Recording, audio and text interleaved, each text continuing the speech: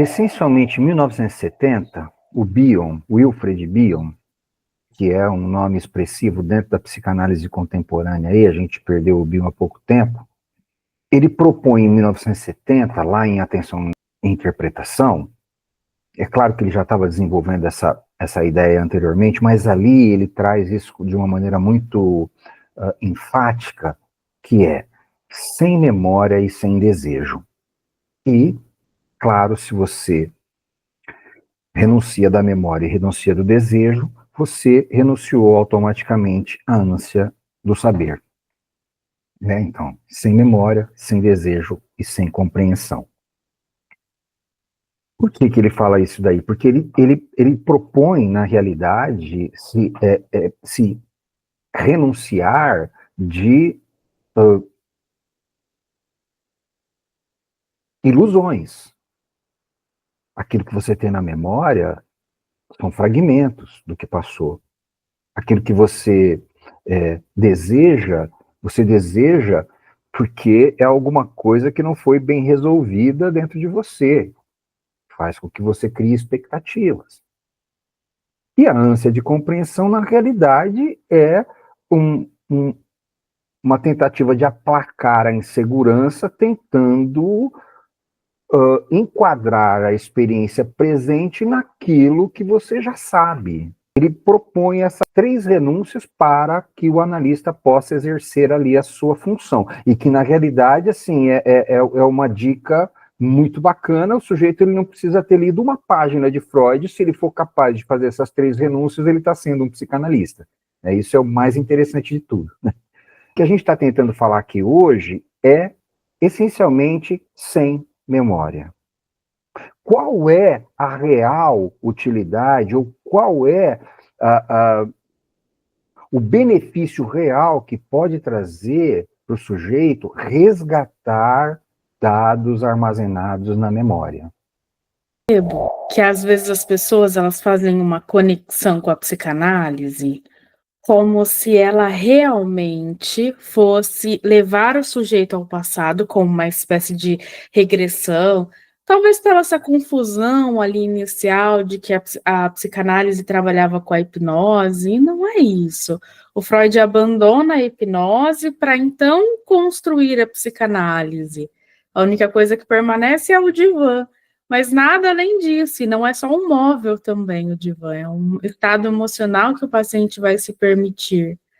Só que essa confusão, às vezes o paciente chega com essa coisa de eu tenho que passar todos os dados, mas e aí? Eu não me lembro do passado, ou eu vou ficar recordando o tempo todo e tentando voltar. Então é um caminho que faz muito sentido reconhecer, olhar para isso novamente hoje, porque desconstruir com o paciente que esse espaço não é sobre só falar do passado, ou que seria possível esse tipo de retorno. Às vezes até mesmo as ansiedades que vão surgindo me parecem que é essa tentativa de consertar algo lá atrás. Então, eu tenho que fazer algo aqui para eu poder consertar aquilo que falhou. Só que nós estaríamos falando, então, de desenvolver e reconhecer uma tolerância à frustração das imperfeições do caminhar lá de trás. Você está dizendo aí, assim, né, que muitas pessoas acreditam que a psicanálise é mexer no passado, né? E muitos pacientes chegam na clínica com esta proposta, né, de mexer no passado, mexer em algo que já passou.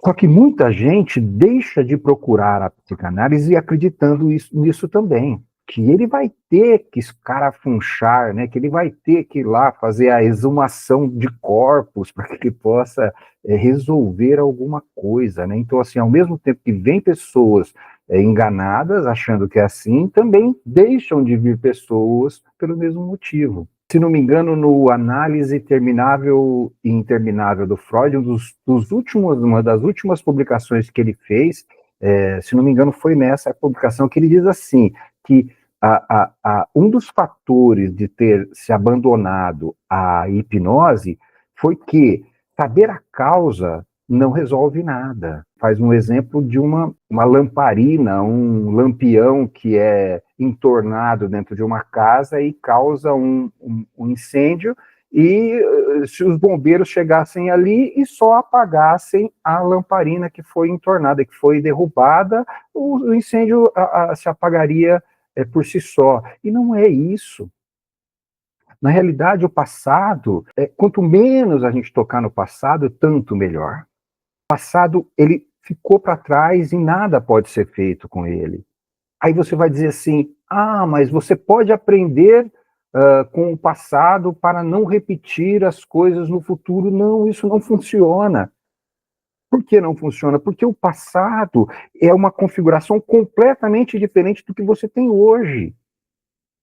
E se você tentar usar aquilo que foi usado no passado, ou não fazer aquilo que foi feito no passado hoje, você está equivocado, porque hoje, aquilo que você usou no passado e não deu certo, pode ser que dê certo hoje. Se você me permitir te contar uma historinha bobinha, de criança, mas que traz justamente isso. Um mosquitinho caiu num copo de leite. E aí ele começou a ficar desesperado. Começou a bater as asas, bater as asas, bater as asas, e aí, conforme ele foi batendo as asas, ali dentro do copo de leite, foi criando nata em volta da asinha dele. E aí, aquela nata foi aumentando e aumentando, conforme ele foi batendo as asas, e ele começou a boiar, né? Pela nata, suportando o peso, a nata suportando o peso dele. E ele ficou todo contente, foi até a borda do copo, saiu, se limpou da nata e saiu voando. No outro dia, ele caiu num outro copo, mas era de água. E ele começou a bater as asas, bater as asas, bater as asas exaustivamente, até que ele morreu afogado. Então, aquilo que serviu num momento, no outro momento pode ser que não sirva. Então, a psicanálise que se baseia no resgate daquilo que passou, ela está completamente equivocada. Faz muito sentido também quando o Bion propõe a ideia do menos K, que é o conhecimento saturado que obstrui o caminho. Então, qualquer coisa que for engessado vai dificultar o fluxo de reconhecer o agora. Se nós pararmos para pensar o tempo todo, o sujeito que não está com uma tolerância à frustração, ele vai ficar tentando buscar ou no passado, ou num vislumbre de um futuro, e não olhando para quem ele é agora, para o que ele dá conta de ser agora. Então faz muito sentido mesmo pensar o quanto é maléfico essa tentativa de retorno e tentar encaixar ali o que foi vivido lá atrás com o de agora. Se você vive uma experiência num relacionamento, qualquer que seja, amoroso, familiar, e leva essa experiência para o próximo, você contamina e obstrui. Projeta coisas em pessoas que não tem nada a ver com aquilo. E isso para todos os lugares. Até mesmo existe uma corrente de psicanálise que traz a ideia de um retorno a Freud. Você precisa retornar a Freud para olhar sobre isso. E o professor Renato nos traz uma visão que para mim faz muito sentido, que é expansiva. De tudo aquilo que o Freud trouxe, em muitos momentos ele diz, muitos virão depois de mim. Então não é um retorno, mas é um ir para além. E isso é manter a memória viva, a psicanálise viva, é o crescimento, é o seguir. E não a ideia do retrocesso de alguma forma para manter um padrão. Não tem como praticar a psicanálise que o Freud praticava, porque é um outro momento no mundo também. O que nós estamos vivendo aqui agora do online, possivelmente o Freud estaria aí, já que ele fazia muitos movimentos com cartas, onde tivesse espaço, ele estava pensando na psicanálise. Mas ele não está. Nós estamos, então nós vamos ter que adaptar linguagem, as relações, por mais que tudo aquilo que ele já trouxe ainda é muito atual, faz muito sentido, né? Ainda assim tem as adaptações para a realidade de agora. É muito interessante porque se a gente for resgatar lá no início da nossa fala aqui, qual seria o intuito de se investigar o passado? Né? Qual seria o real intuito e qual seria a real utilidade de se resgatar os dados da memória? Então vamos pegar o modelo lá que o Freud colocou, né, do incêndio da casa. Quando existe um incêndio, no rescaldo ali, quando acaba o fogo, quando o bombeiro conseguiu apagar todo o fogo, eles vão buscar a causa do incêndio.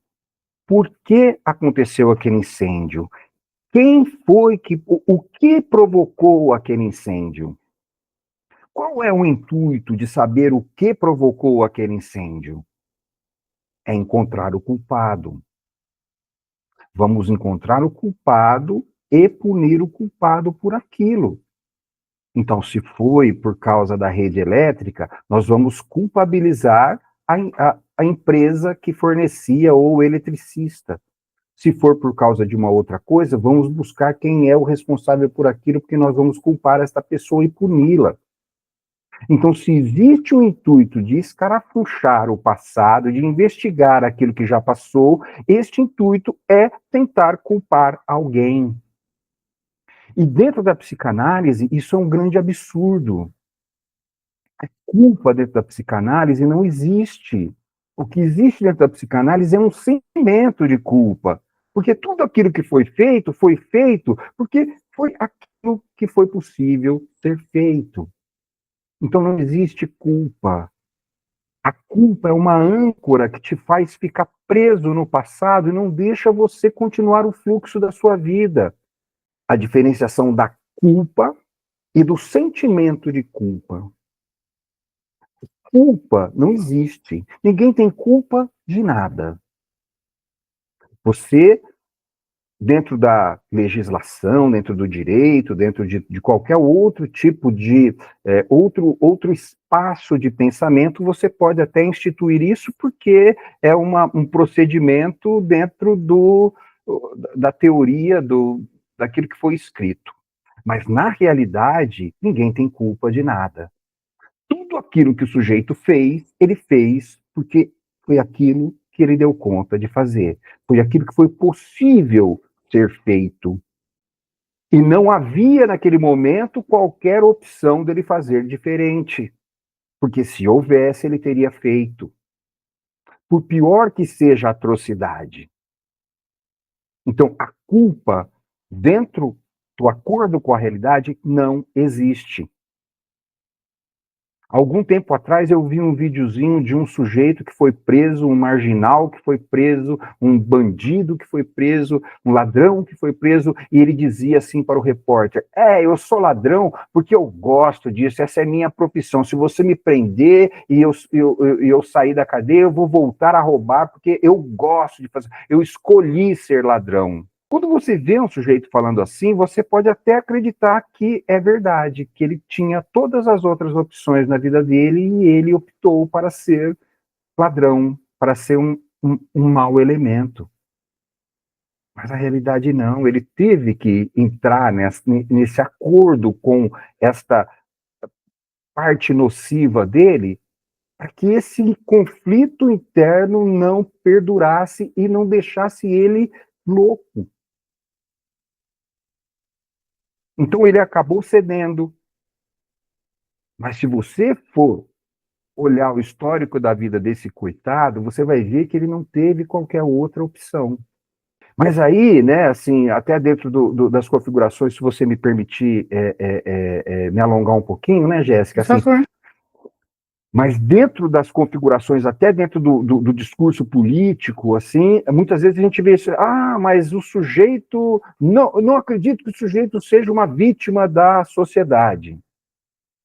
Porque quando fala que o sujeito quando dizem que o sujeito é uma vítima da sociedade, parece que você pega esse sujeito e não pode mais fazer nada com ele, porque ele se torna um inimputável. Ele se torna um sujeito, você percebe? Não é isso. Este sujeito, ele traz um risco para a sociedade, ele traz um risco para o outro, ele traz um risco, inclusive, para ele mesmo. Mas isso não quer dizer que ele não seja uma grande vítima, sim, não só da sociedade, mas em primeiro momento do seu primeiro ciclo, da sua primeira, o primeiro clã da sua família que foi desestruturado. A primeira vítima que ele foi disso, da ausência paterna, da insuficiência materna. E a partir daí foi só morro abaixo. A partir daí ele foi só tomando caminhos escusos, tomando caminhos nocivos, e chegou onde chegou. E hoje ele tem que se gabar de onde ele está, porque é a única coisa que resta para ele. Então, não existe culpa. Não dá para falar de culpa se você estiver num acordo com a realidade. E não estou passando pano para bandido. Esse sujeito precisa ser detido e precisa estar fora do convívio da sociedade para que ele não aumente o dano daquilo que ele já causou. Mas dentro do acordo com a realidade, da configuração da realidade, dentro do que a gente tem de formulações da psicanálise, existe um sentimento de culpa, que não é a culpa, mas é o sujeito se sentir culpado por. Culpado pelo quê? Seja lá o que for. Mesmo que isso seja um absurdo, porque não existe culpa. Então ele se sente culpado porque ele foi bem sucedido na vida e o outro irmão não foi. Ele se sente culpado porque ele está numa situação boa na vida e a mãe não está, o pai não está. São vários fatores. Criou-se uma crosta para defender aquilo que está mais delicado, precioso, ferido. Então, é menos doloroso dizer eu sou o bandido e é isso mesmo, eu estou gostando, porque o sujeito precisa vestir essa armadura para se defender, do que olhar que, olha, faltou muita coisa. Então, faz muito sentido. A própria sociedade pensa de forma psicótica, age procurando o vilão e o bonzinho. Então, você é culpado ou inocente? Então, tem essa estimulação, porque é o que vende nos jornais, nas histórias que se contam. E não só a sociedade é responsável por isso, mas o nosso próprio funcionamento também, de dividir a realidade, ele proposto pela Klein, esquizoparanoide. Então, conforme o sujeito ele vai vivendo as relações, ele vai usando a memória de acordo com aquilo que for mais agradável e que vai formar o enredo da vida. Então, se eu quero contextualizar que vamos usar esse modelo, ser o bandido entra muito na ideia do ser o herói, eu sou uma pessoa descolada porque eu estou além da lei e tudo mais, vai me trazer um glamour, um olhar, ou até mesmo me sentir amado por alguém. Admirado. Admiração, porque no fim das contas também é isso. Quando falta muita coisa, você tenta encontrar um grupo de uma forma ilusória. Você tem um texto muito bacana que faz a comparação do sistema digestivo no livro. No final das contas, estamos sempre buscando se sentir amados. Então, quando tem a escassez de vínculos nutritivos, vai se cair em armadilhas. E também nessas vendas que a gente tem, né, de dizer, olha, você vai ser feliz aqui, essa ideia de segregação em grupos, porque você tem que defender uma bandeira, porque se você não fizer parte desse grupo, você deixa de existir. A ideia do parecer com o outro, nessa dificuldade de reconhecer que somos diferentes. Então, tenta-se buscar na memória coisas. Se eu quero pertencer a um grupo por uma ideologia política, eu vou distorcer contextos do que aconteceu para sustentar esse lugar. O Bion tratou bastante sobre isso, né? Ele falou da indigestão mental também, né?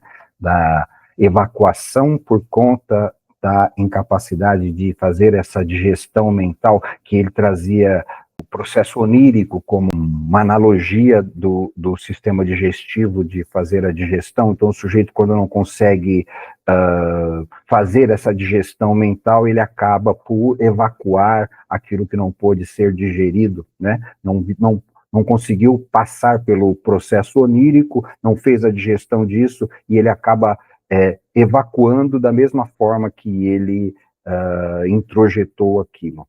Do sujeito faminto emocionalmente, né? Faminto afetivamente, e ele acaba consumindo qualquer coisa sem conseguir avaliar quanto isso possa ser tóxico para ele, possa trazer danos para ele, mas o que ele precisa ali, o que ele anseia naquele momento é se satisfazer a qualquer custo, uma satisfação imediata que possa aplacar aquela fome afetiva que ele está vivendo.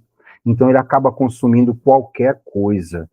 E isso vem muito a calhar com o momento hoje, onde as notícias mostram que no Brasil se consome uma grande quantidade não dá nem para falar alimento, mas vamos falar alimento para facilitar aqui, que foram classificados em grande parte dos países do mundo como nocivos para o ser humano. Então, salgadinhos industrializados, macarrão instantâneo, uma série, né, corantes de refrigerantes que foram banidos de inúmeros países e que no Brasil ainda continua se consumindo. Então, da mesma forma, emocionalmente, a gente tem um fator análogo. A busca da satisfação a qualquer custo e reconhecer o limite, porque a gente também está falando sobre o limite aqui, né? O limite do corpo humano. Então, se isso traz prazer, é bem-vindo. Hoje, com a rede social, é muito mais fácil um vídeo viralizar que seja banal, que não te faça pensar ou algo do tipo, do que quando traz essa proposta, essa ideia de você pensar sobre um assunto, sobre algo específico. Então, as ilusões, elas parecem a libertação do sujeito. Então, é ali que parece mais fácil, mais rápido. Você vai no supermercado, você compra, algumas coisas não são tão caras, você abre, do que você precisar descascar, preparar, higienizar. Eu quero o resultado final, eu quero prazer, mas eu não quero o percurso. Então, às vezes, chega também na ideia do processo da análise, como se fosse um drive-thru. Então, você vai passar muito rápido, eu vou falar sobre o meu passado, você vai me dizer o que eu vou fazer a partir daí, nessa ideia da busca da resposta do outro, e agora eu vou resolver a minha vida, vou entrar no meu mundo cor-de-rosa, onde tudo vai ser maravilhoso, buscando a ideia da perfeição também, né? Então, eu quero dizer que o passado foi ruim, vou ficar voltando ali para dizer que está um desastre, mas estou muitas vezes nesse ideal de um futuro que não vai ter dor, ou essa ideia, até mesmo existem alguns profissionais que acabam vendendo, se atraindo pelo dinheiro apenas, né? É rentável dizer para o outro que eu vou resolver um problema muito rápido, eu vou mudar a sua vida com esse livro, com esse vídeo, isso daqui vai fazer uma revolução. E as pessoas chegam na análise achando que vai funcionar assim, vai ser muito rápido, alguns meses no máximo, e quando você se dá conta, passam-se anos e anos, e ainda assim, quando você está na busca, porque é um processo doloroso, até nós nos darmos conta daquilo e reconhecermos a nossa imaturidade e aprender a tolerar ela, vai levar um tempo. Porque se a repressão vem como um mecanismo de defesa, eu posso viver a sessão muito expansiva e logo em seguida reprimir, porque aquilo foi doloroso demais e ainda não dei conta, então tem um termo que você usava que eu achava interessante. Ou você pode pensar algumas coisas com o paciente como se ele saísse para fora e abrisse o guarda-chuva da ilusão e entrasse numa bolha para tentar se defender daquelas informações. Ou eu vou projetar na psicanálise, ou é o profissional que não é bom, e aí eu vou precisar buscar outras coisas que vão me dar caminhos, qualquer coisa que não me traga para se responsabilizar no agora. E quando nós pensamos nessa proposta do GEPA, que tem a base ali no Bion, na Klein e nos outros, o professor Renato nos faz um convite diário a olhar novamente para quem nós somos, para os vínculos, para quem o outro é. Sempre atualizando as relações, porque em algum momento, aquela relação, aquele emprego fazia sentido de acordo com as ilusões que sustentavam aquele momento. E às vezes as pessoas tentam encaixar essa coisa lá de trás no agora, mas eu gostava muito disso lá e agora parece que não encaixa mais. Porque essa mudança, de tudo que a gente vem falando aqui hoje, é olhar para o agora sem precisar desenterrar tudo aquilo que já estava enterrado lá de trás, ou a ideia de tentar encontrar uma palavra, um caminho. A gente vê esses dois lugares, né, também na sociedade. O lugar que vai adivinhar o seu caminho, o que vai acontecer para você tentar se precaver, e isso também não existe. Assim como o retorno do passado. Então, eu vou falar sobre vidas passadas ou o que vai acontecer na sua vida futura, e às vezes fica muito nessa ideia. Estou usando alguma coisa mais simbólica só para ilustrar. E a fuga realmente é do agora, do que eu faço, do que eu dou conta, do que o outro dá conta, porque também é doloroso você olhar e ver que, ok, eu tenho alguma necessidade, aí eu olho para o outro e vejo que aquilo que é tudo do outro ainda não preenche a minha necessidade. E como que eu vou lidar com isso? Eu estou sempre buscando que o outro resolva. Então, olhar para o sujeito e dizer, agora eu posso me oferecer isso, mas como? Da onde? E aí o processo de análise pode ser um caminho. O reconhecimento do vínculo saudável, dos locais. Porque se a gente continua frequentando aqueles locais que são opressivos, não tem como ter uma mudança, um crescimento interno. Obviamente, existem situações em que o sujeito não consegue, talvez, ainda sair da casa, ainda está na casa dos pais, é um ambiente um pouco mais caótico, mas dá para começar um movimento de sair emocionalmente daquele lugar. Porque se isso não acontece, pode-se sair até fisicamente, mas ainda continuar emocionalmente preso ali dentro daquelas ideologias. E aí, quando a gente pensa sobre essa dificuldade da ultrapassagem, a autossabotagem, então, se eu sou ocupado porque eu estou vivendo algo diferente do que a família, do que os amigos ou qualquer outra pessoa vive, é dentro dessa ideia de manter todo mundo tudo no mesmo lugar. Uma vez você trouxe uma reflexão que fala assim, às vezes o sujeito, ele tem uma dificuldade muito grande de andar, porque ele olha para o outro e vê que o outro não está andando, então ele tenta puxar, ele tenta convencer o outro. Né? Então, começa a fazer análise, e aí a análise vai trazendo mudanças, e aí eu começo a falar para todo mundo, vamos fazer análise, nessa ideia de convencer o outro, né, de trazer ali, e o outro não está disponível, então não vai andar. Só que se eu ficar preocupado que o outro precisa andar, eu não ando. Então, e isso não é egoísmo, né? Isso é a cota do narcisismo saudável que todos nós precisamos. Muitas vezes o sujeito, ele, logo de início na vida, ele já se desenvolve dentro de uma configuração que faz com que ele cresça desnutrido. Ele se desenvolve desnutrido. Ele se desenvolve sem as substâncias necessárias para que ele possa estruturar a sua personalidade.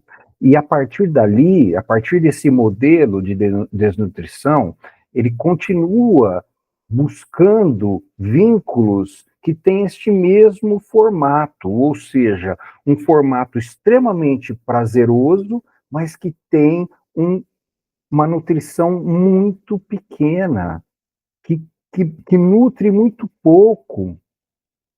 Então, ele busca sempre vínculos que sejam prazerosos, mas que não nutrem, que não trazem nutrientes emocionais. E quando eu falo nutriente emocional, eu estou falando essencialmente de dois elementos: de amor, na dedicação, na doação ao outro, e a verdade como um limite que traz aquilo que é possível na realidade.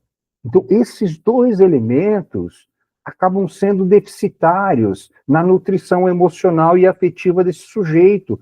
E ele não consegue, de maneira alguma, buscar, não consegue, de maneira alguma, se ligar a qualquer outra pessoa que possa configurar um vínculo nutritivo. Sabe por quê? Porque isso não é muito prazeroso, sabia? Amar não é prazeroso. Doar-se não é prazeroso. Dedicar-se não é prazeroso. E o limite também não é prazeroso. A verdade não é prazerosa. Então, o sujeito intolerante, ele acaba buscando vínculos que estejam ausentes de amor e de verdade.